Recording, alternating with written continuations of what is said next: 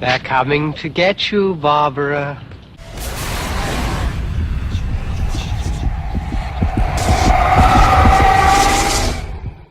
Hi everyone, and welcome to day 30 of my 31 Days of Horror.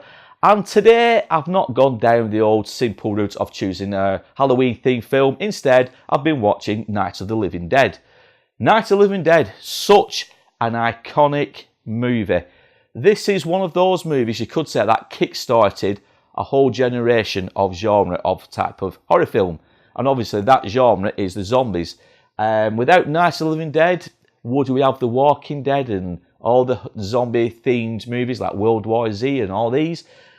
I don't know. But yeah, Night of the Living Dead, it really did kickstart an old genre of movie. Welcome to a night of total terror.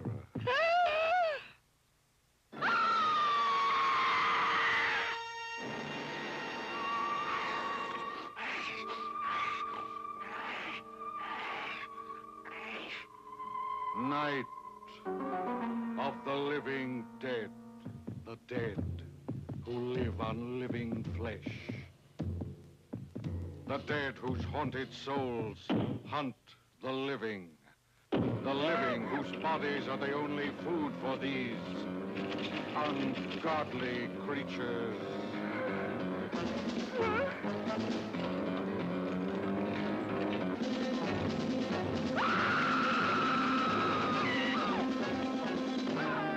Night of the living dead. A bizarre adventure in fear. An experience in shock, more shattering than your strangest nightmare. Night of the living dead. A night with the dead who cannot die.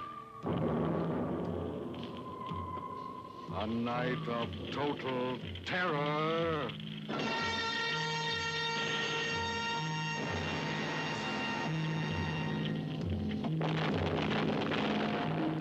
Night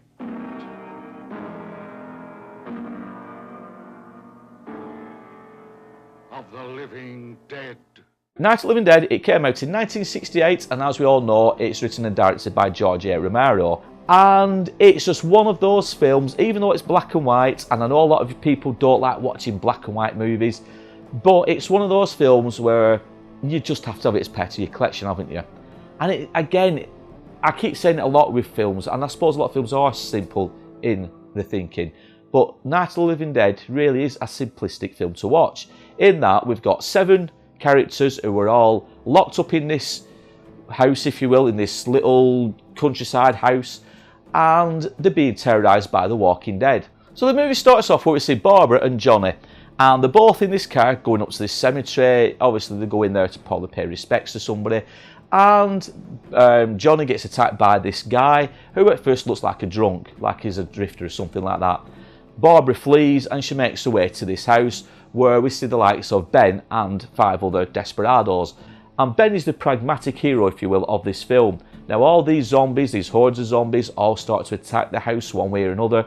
They find their way into the house. Obviously Ben and Barbara have got to reinforce the windows, the doors, all this kind of stuff. But it is basically about how these people are going to survive, not just the night, but obviously the rest of their lives under such circumstances. The Night of the Living Dead, like I said, 1968, well written, well acted. It's a well acted film as well. It doesn't come across as cheesy and as silly as you think it might come across because of the period it was filmed in. And because it was a one-off film for its time, there's a lot of issues behind the scenes with this film, how it was filmed. It was filmed on a low budget. Some of the things Romero got away with whilst filming. I think he used a lot of college kids and a lot of people just roaming around. He said, look, do you want to be in a film? They said, yeah, he got them in. It was all done on a very basic budget, but it comes across extremely well on the big screen. But the film itself, like I said, there's not much to talk about. It literally is about 7 people in a house trying to fight for their lives, while all these undead keep appearing, and they keep appearing. That is about it. But for 91 minutes, just over an hour and a half, it's an entertaining movie. We see a lot of emotional aspects between the humans, if you will, in the house. a lot of distrust, a lot of bickering. Some people say it's safer to be in the basement. Ben disagrees. He said it's safer to be up here where we can actually leave the house if we have to. But Barbara and Ben together, they form this allegiance, if you will, and they basically they come to trust each other. At first it's a bit frosty, but they you know, like I said, they earn each other's trust. But it is a good film, guys, and I've chosen Night of the Living Dead as day 30 because where would a horror marathon be without a zombie film? And obviously because this is the original, you know, Living Dead film, if you will, I just had to, I had to use it. I've watched it many, many times, and like I said, it's a simple story. There's not much to talk about in terms of storyline, but yeah, it's one of those films you have to watch. Ignore the fact it's in black and white. That to me just makes it even more nostalgic. You know, it's black and white, it's how it should be, that's how it should be watched. The remake is a good film. Tom Savini's remastered version, it is a good remake. As remakes go, it's up there with the best of them. Like I said, it's in colour, it sticks to the same storyline roughly, the same scene for scenes roughly. There's not much deviation away from the original. So if you've not seen Tom Savini's version, go out and look for it, guys.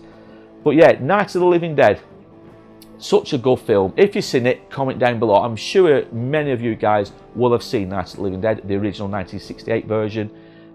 It's such an iconic movie. So that is day 30. We've got one more day to go. I've got a special intro tomorrow for you guys. The guy involved has been in many things on American TV. He's been in a lot of Rob Zombie films. He's been in The Walking Dead.